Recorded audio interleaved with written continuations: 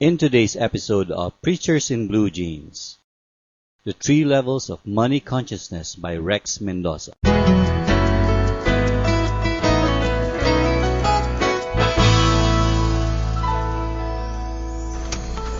Let's go! What does it mean to become a saint? Ano ibig sabihin? Where people gather. Come, let's eat! Gumbaryo ko, macho image. Hi! Ano tawag dun, bro? Ready? Front act. Hi there. Si Reason. Hi everybody, this is the 5th episode of Preacher in Blue Jeans. I am having a date with my son. Yeah, say hi. Hi. Look at the camera. Say hi. Hi. Yes, great.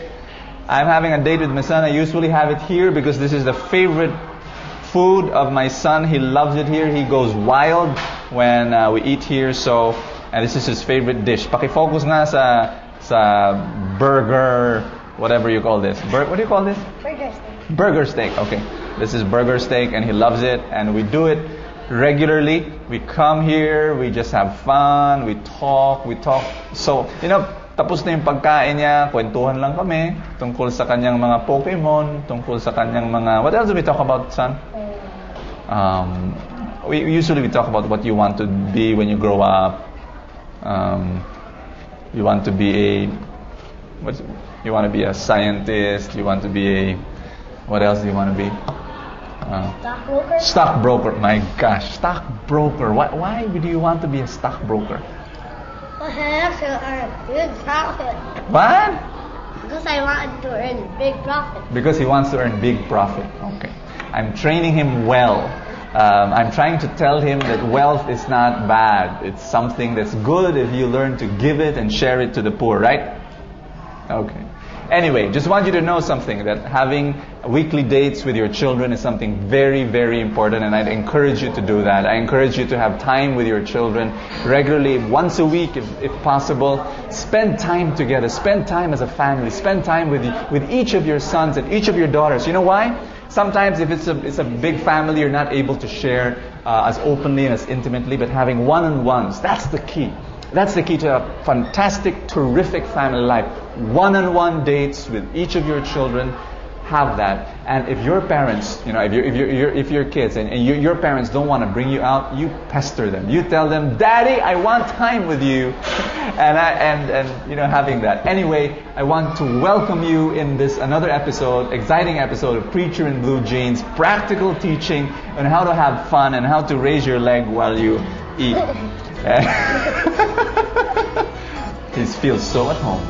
Have fun, listen to the Word of God, and be blessed in this episode. Oh boy, there he is again. Because if you feel that luxury is a real one, you begin to wake up one morning making it a real one. I remember dealing with debt.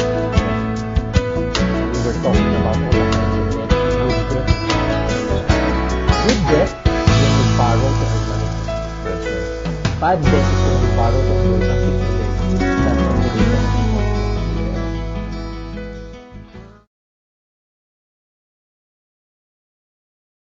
It's very clear. I mean, Wonderful. and here I was, when I resigned to have my own entrepreneurial venture, which I still have and I still do. I Yeah. now am, as I've said, money at work and Yeah.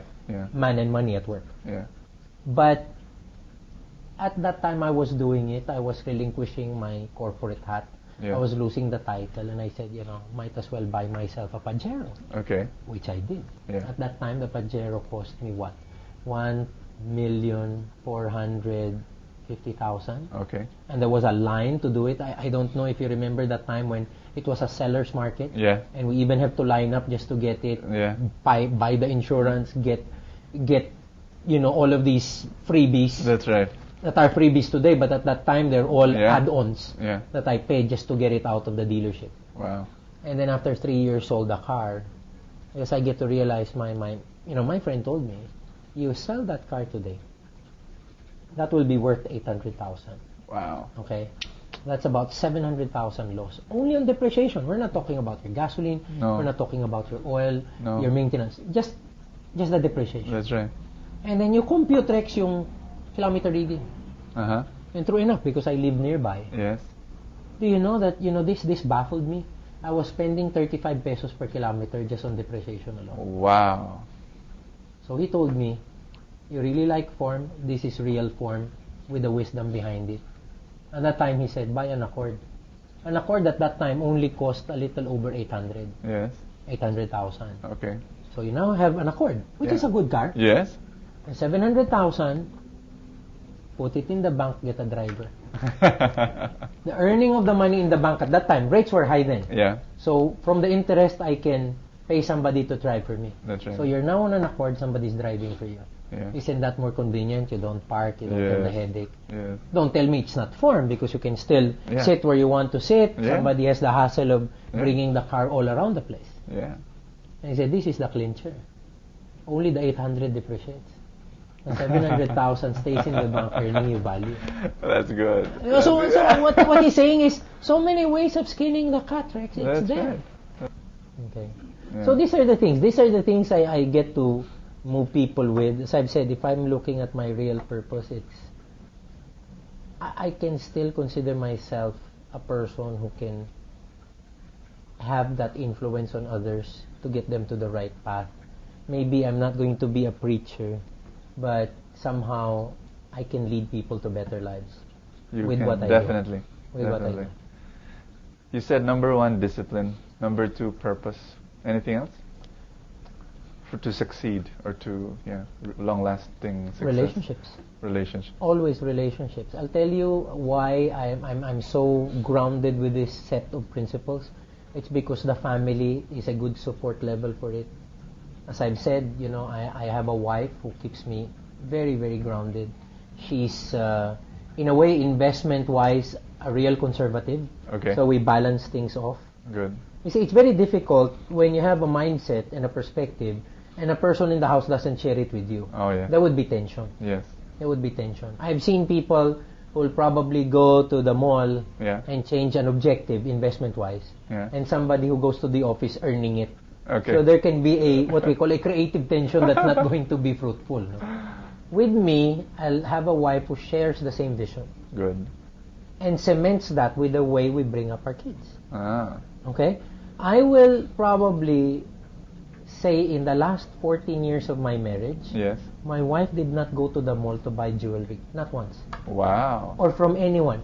Not once. Mm. All the jewelry she has, I bought for her. Wow. As gifts. Wow. Very different. Maybe Yes. her mom bought her also. Yeah. As gifts. So, luxuries came from other people's pockets. Yes. Right? I mean, yes, she'll probably love jewelry, but Yeah. she can temper her wants and say that, it's not something that's going to be a necessity, so why bother Yeah. loving it? That's right. Right? But I give it to her. I mean, it's Yeah. also a reward for Yeah. for something that I guess she has earned Yeah. within the family, but Yeah. she's not going to buy it herself. That's right. So it becomes different when it's like that. And that's the reason why, we're rearing kids who know the value of money. Yeah. I think I told you in that lunch Please that say it again one more time because my daughter doesn't have a cell phone at 13. Doesn't own a cell phone. I think that's a rarity these days. She's because I pretty have strange. Friends who will probably be 6 or 7. Yes. Children with 6, That's right. 6 or 7 who would have cell phones. That's right. My entire family. My daughter who's 13, teenager na yan, my son who's 11, and my daughter who's 6, all of them don't have cell phones. If they have field trips, if they need to travel with friends, Yeah. that's when they have a cell phone. Because Okay. we have a spare Yeah. cell For the phone family. that's working Yeah. for the family. But everybody knows it's not yours. Yeah. We just lend it to them. So they're not going to deal with communicating the wrong way. Yes.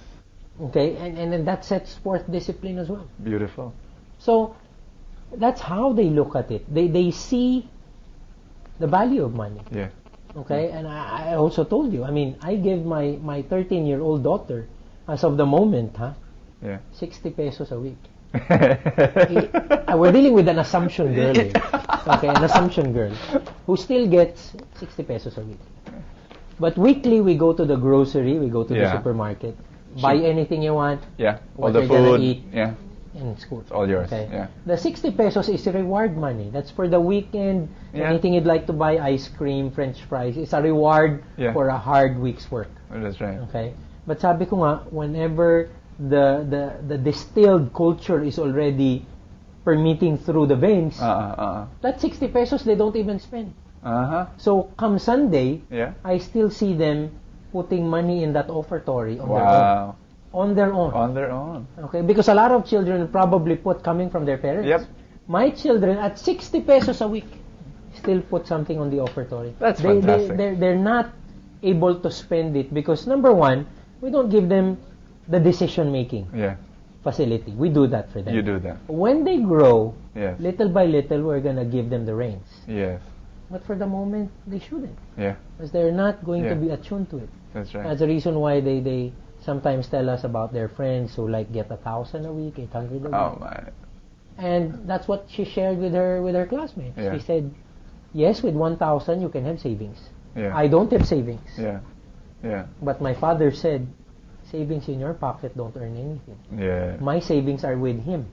He does the savings Yeah. and investments. Our money, my money, Yeah. earns for me. Yeah. There is a differentiation. That's right. There is a differentiation. So it's grounding. Yeah. So if you have the support system and you have the right relationships, I think it's fairly easy, Yeah. and you can like sleep well at night because you know that, hey, this weekend if ever we're gonna hit an out of town trip, okay, Yeah. my children will not be abusive knowing that, hey, dad Yeah. earns this much, Yeah. we can live this kind of yeah. lifestyle. Oh, No, yeah.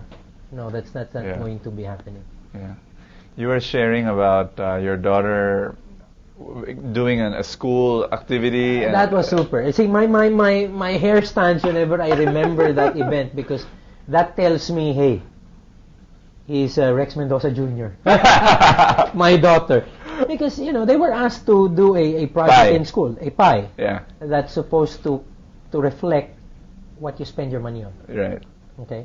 So it's a combination of that learning plus computer graphics so that, They they're could going to make have a graph, 25%. And they were asked to do it using the computer. So Yeah. it was like hitting two birds with one stone for the school, which Yeah. I get to admire because Yeah. they're teaching people now not only the right things, but Yeah. also the way of the new world, which is technology. Yeah. Okay. So everybody was presenting 25% eggs, 25% snacks, 25% transportation, 25% savings. Normally, Yeah. children typically come up with that kind of a division. And my child comes up front and gives a pie that's solid. Yeah. 100% snacks. Everybody laughs. Everybody laughs. 100% snacks. And then she said that. I only get 60 pesos a week. No, at that time, she only gets 40 pesos a week. At that time, this was about, a year or two ago. Yeah. I only get 40 pesos a week. And so the whole class was and shocked. she's saying, oh yeah, then the class stopped laughing. Yeah. Because they realized, why 100% snacks? And even the teacher got surprised because there was no division on that pie. It's just like one color. And then she said, my father said, money in your pocket doesn't earn anything. So if your parents give you enough money and you don't spend all of it, Yeah. your savings is wasted because it doesn't earn. Yes. I'm given reward money that I can spend because the money I'm not supposed to spend is invested. Yes. And she then said this and the teacher got floored. I have money in the Phil dollar bond fund. All right. And it's too technical for everybody, right? Because I discuss this every quarter with my kids. They know how much money they have. Yeah. You see? I have a vested interest here, Bo. I Yeah. mean, when they get to be 18 or 21, I can retire. Probably. Because they'll know this very, very early. I would probably pay for, going back in time Yeah. to probably use these concepts when I was 18. Oh yeah. And I could have reached, maybe a lot more than what I'll probably reach today. Yeah. Would have reached today. So That's right. my daughter saying that, and the teacher gets to be so dumbfounded. Hey, what's happening here? And she knows. She knows the Phil peso bond fund Uh-huh. because we have shifted her investment from peso to dollar To dollar. because at that time the dollar is going to strengthen, and we're Yes. projecting that. And I'm explaining to them Yeah. currency effects. Yeah. You see, I also maintain this notion that we all sometimes assume that kids don't understand. When in fact. when in fact they can absorb it if you trust them with the idea. Yes, absolutely. I believe in that. If you tell them, they will absorb it in their own way. And that's the reason why I have a mutual fund discussion, which is a baker and a pie. Yeah, you know, that's right. I remember saying that because they invited me to talk. And these are kids. These are not tech savvy. 12-year-old kids. These are no, at that time even 10-year-old kids. Wow. So I was telling them money is just like a pie. Uh-huh. You know, if you don't know how to bake, it can end up flat. Yes. Or it can end up to be waste because there are some pies you won't eat. That's right. But if you have a good baker who's very, very attuned to how he works with the ingredients, the time it stays in the oven, and things like that, even the interplay of the fruits can give you a taste that, you know, you'll probably find really wonderful, right? And that's also the way when it comes to money. You know, somebody who handles money well can make it grow, make it really, really managed well, and somebody can actually do a poor job doing it. So, talking to children like this, assuming that they can pick it up, will actually lead to them picking it up. November 6, Monday. First reading is from Philippians chapter 2, verse 1 to 4. Father God, we ask you that you come and speak to our hearts and change our lives. Amen. If there is any encouragement in Christ, any solace in love, any participation in the Spirit, any compassion and mercy, complete my joy by being of the same mind, with the same love, united in heart, thinking one thing. Do nothing out of selfishness or out of vainglory. Rather, humbly regard others as more important than yourselves, each looking out not for his own interests, but also for those of others. The word of the Lord. Our gospel comes from the Gospel of Luke, chapter 14, verse 12 to 14. Then he said to the host who invited him, "When you hold a lunch or a dinner, do not invite your friends or your brothers or your relatives or your wealthy neighbors, in case they may invite you back and you have repayment. Rather, when you hold a banquet, invite the poor, the crippled, the lame, the blind. Blessed indeed will you be because of their inability to repay you, for you will be repaid at the resurrection of the righteous." The gospel of the Lord Jesus Christ. Friends, you will be judged by how you treat the small people. When I say small, I don't mean Obet Cabrillas and all my wonderfully, anong tawag doon? May tawag siya doon, vertically challenged people. Hindi yun. I'm talking about the small people, meaning those who are small in society. The poor, those who have handicaps, those who don't have a say, yung mga taong nasa, alam mo, yung mga may sakit, yung mga, they're in the fringes of society. You will be judged. I will be judged. On Judgment Day, we will be judged by how we treat them.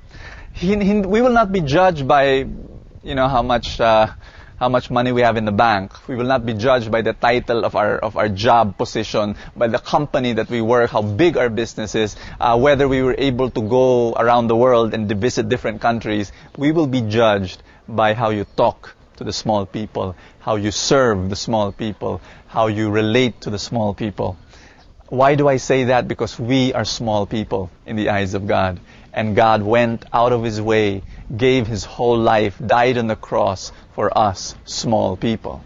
And He wants us to do the same. Love one another as I have loved you, says Jesus. Alam mo, ang experience ko, simple lang. Yung all my life, I've tried to, I fell in love with Saint Francis of Assisi when I was 13 years old. I read his book and I became kumbaga yung iba, Superman ang kanilang hero. Ako si Francis, ang hero ko. And I tried to love like him. I tried to pray like him. I tried to serve like him. I tried to look like him. I tried to smell like him. Wore the brown sandals and the dirty jogging pants and the dirty white t-shirt and tried not to take a bath as much as possible. And I saw deodorant as vanity. Yung ganon. But, it was true. I just, as a teenager, just wanted to love God and serve God the way Francis did. And I sat in the sidewalk. I played with the street children. I talked and prayed with the old men who were drunk on the streets. I had it was just wonderful being able to spend time with the little people as a teenager. And then I lived in the squatters area, in a depressed slum area. I preached in the streets. I knocked from one door to another. Oh, it was just amazing being able to do that. I was changed. I was changed by the way I opened myself to the poor. I opened myself to the little people. I am who I am now because of their love, because of their influence, because I opened myself to their presence.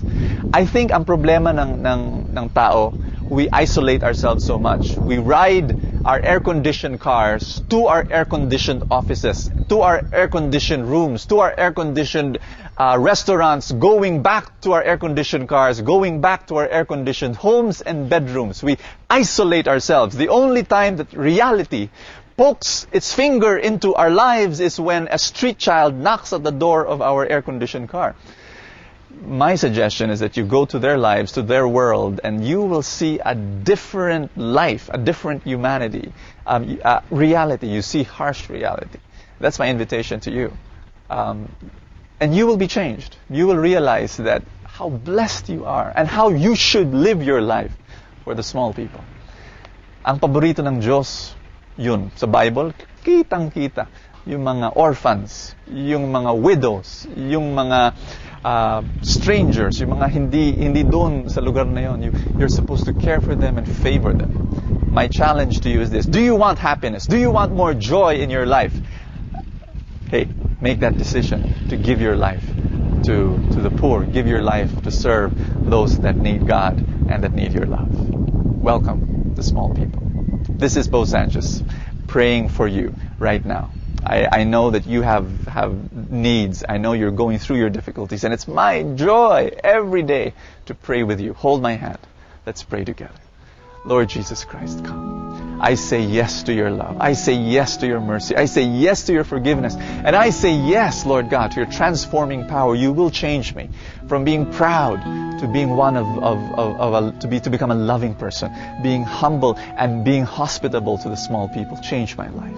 And Lord, I give to you all my problems and my difficulties and my challenges. And Lord, tinataas ko mga sakit ko. Tinataas ko mga problema ko. Tinataas ko, Panginoon. Be my hope.